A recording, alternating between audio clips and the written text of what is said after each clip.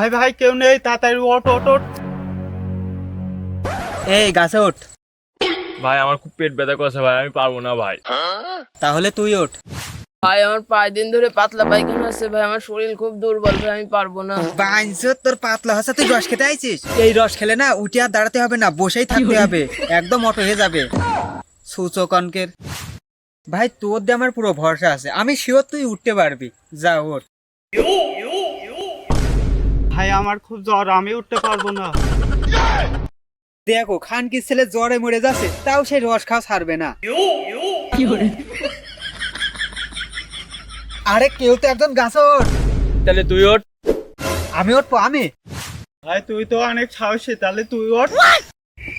সাহসী না? नहीं सारुण के यहाँ कुछ तो गड़बड़ है, जरूर कोई ना कोई। এত বড় গাছে খানকির ছেলেরা কোনে ফাইসে দিলে, দেখো কি করি। হ্যাঁ উঠতেই পারি, আমি অনেক সাহসী তো।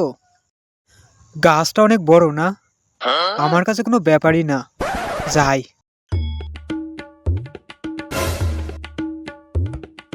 কত বড় গাছে বাঞ্চটা কিভাবে ফাইসে দিলে, কোনোদিন গাছে উঠেনি, যাই হোক উঠেই পড়ি।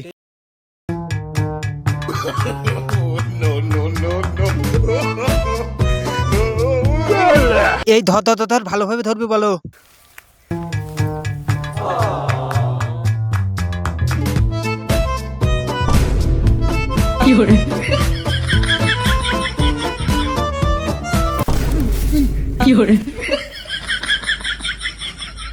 তোরা সাবধানে রাখ, আমি একটু পেশাব ফিরে আসি।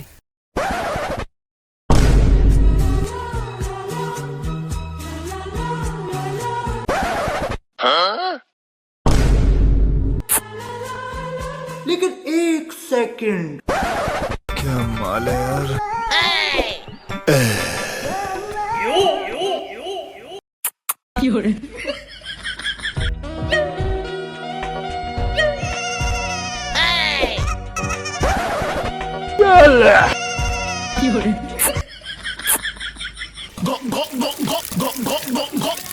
সুর লাগে বানাইছি এই রসে ভরা কলসি বানাইছি আমার বুকে ভরা মনটা সুর লাগে বানাইছি জমাইছি গিলে খাবি কি আমার দুধে খাবি কি আমায় চুষে চুষে খা কি করে আমায় চুষে চুষে খা কি করে থাম, কি সব করছিস তোরা?